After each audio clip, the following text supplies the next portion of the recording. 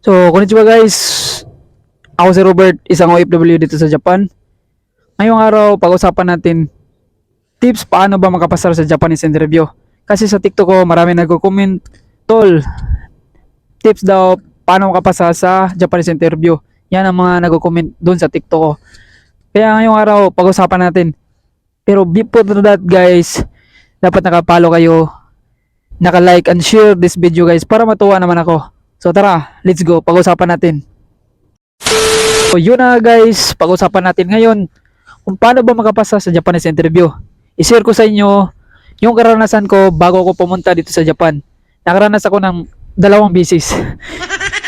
First interview ko guys, metal press, at hindi ako nakapasa. Pangalawang beses, nakapasa na ako, carpentry. So guys, ito yung pag-usapan natin during the interview guys. Ito yung mga bawal. Una, sa babae. Babae guys, walang makeup, walang lipstick, walang earrings, dapat yung buhok ayos. Tapos, yung sa damit naman, dapat plain white at walang belt. Sa lalaki naman, dapat walang balbas. Yan, nakahit kayo guys sa lalaki. Tapos, wala ding earrings. Kasi minsan kasi sa mga ibang lalaki, may earrings. Tapos, magpa-haircut kayo guys para tao naman tingnan guys.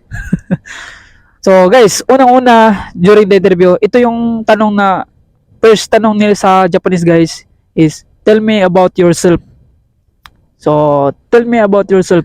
Ano ba yan? Tell me about yourself. Huwag kayong mahiya kung hindi kayo nakapagtapos kasi di yan big deal dito sa Japan. Walang paki sila kung ano bang education mo natapos, ano bang natapos mo, high school graduate ka ba, wala silang paki guys. Importante may experience ka.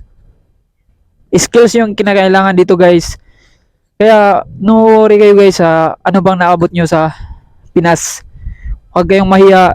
Hindi yan big deal dito sa Japan. Walang paki yung mga Japanese yung anong narating mo sa buhay.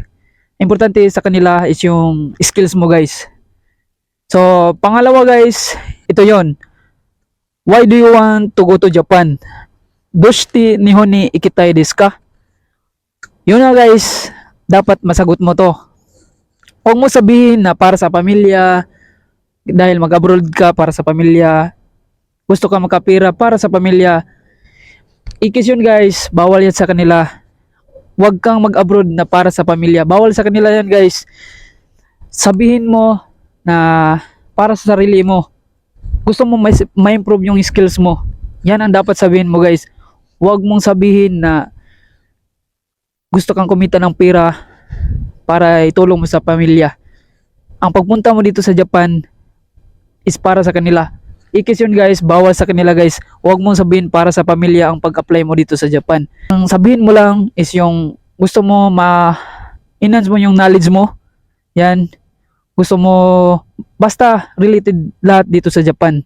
Yan ang gusto nila guys. Huwag mong sabihin na para sa pamilya mo, para sa pamilya mo. Gusto mo mag-abroad, ganyan. Gusto kong mag-abroad, ganyan, para sa pamilya. Ikis sa kanila yan guys. Ang dapat mo lang daw sabihin is gusto mo mag-abroad para ma-enhance yung skills mo.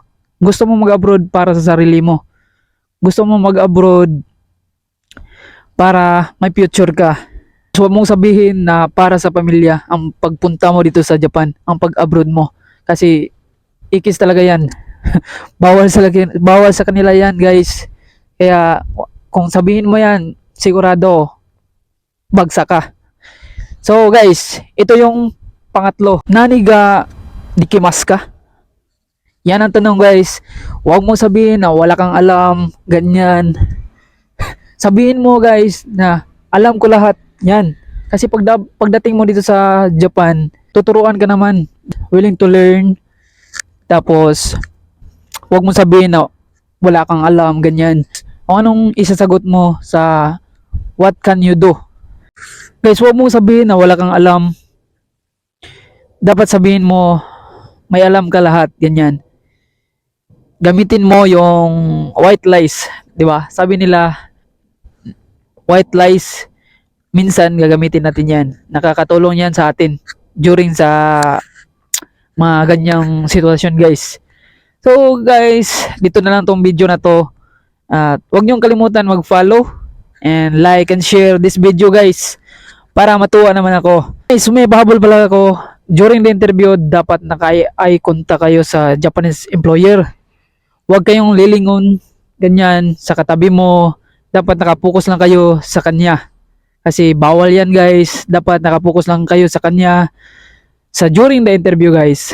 So, God bless. And don't forget to follow and like and share para matuwa naman ako. So, God bless.